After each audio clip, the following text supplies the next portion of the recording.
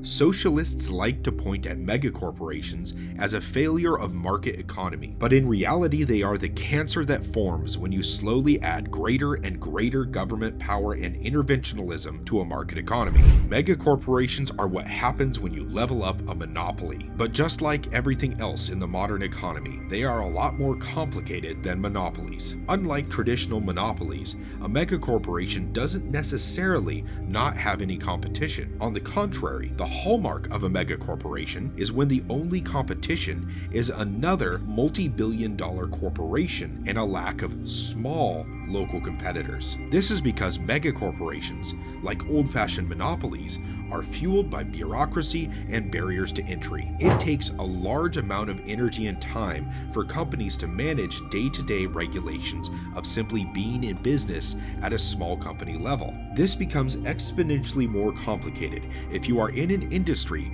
with an even moderate government interest. You will also find that size dictates a large amount of regulation. Once you hit a certain employee number or sales volume number, new regulations click into place that ratchet up the cost of doing business. This makes it very hard for small companies to become mid-sized businesses and mid-sized businesses to become large businesses. You would think it would make it harder for big businesses and megacorporations to compete, right? Wrong.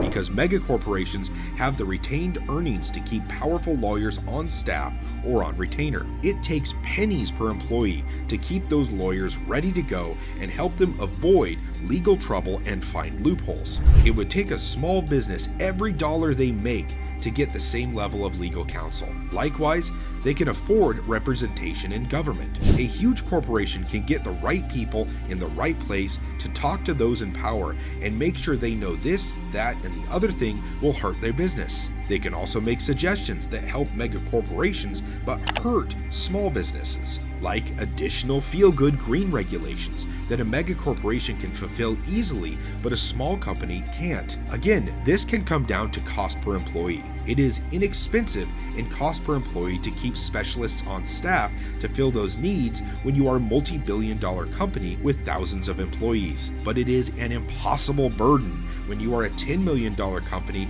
with a dozen employees. Such regulations drive small businesses out of the market and leave the megacorporation as the only survivor. Now, the natural incentive when you realize what is going on is to go after the megacorporations and punish them. But if you go after them with government, you are just giving the government that caused the whole problem even more power. You see, government and politicians love megacorporations because they can manipulate huge sections of the economy with just a single phone call. They only have to schmooze one executive to get them support on this, that, and the other thing. You see, it isn't the lobbyist by nature that is the problem, because the megacorporations that are created by an overgrown bureaucracy will be approached by the people in government as vehicles to implement policy. When a politician asks, how will this new policy affect the retail industry? They go ask Walmart and Target, not Billy's Workwear. When they want to know how their policies will affect the beverage industry,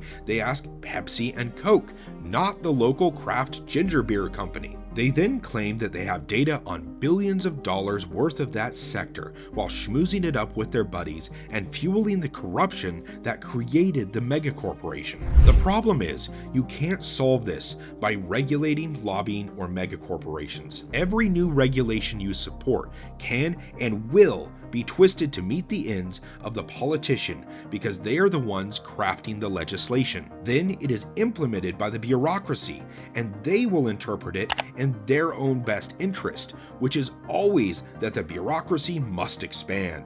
Increasing business regulation does not curtail megacorporations or their power. It only entrenches it by making it harder and harder for small and medium-sized businesses to be heard, while megacorporations will always have a strong voice. And the squeaky wheel gets the grease. If every small business in the country was suffering, but the megacorporations were growing and adding jobs, the politicians would focus on the job numbers and gloss over the fundamental economic damage they are creating. This is exactly what happened during the pandemic, when they forced small businesses to close but let megacorporations like Amazon and Walmart continue operating. The only thing that can curtail the social, economic, and political power of megacorporations and their relentless growth is to limit the system that created them in the first place, that being the regulatory power of government. Megacorporations only have power because government has power.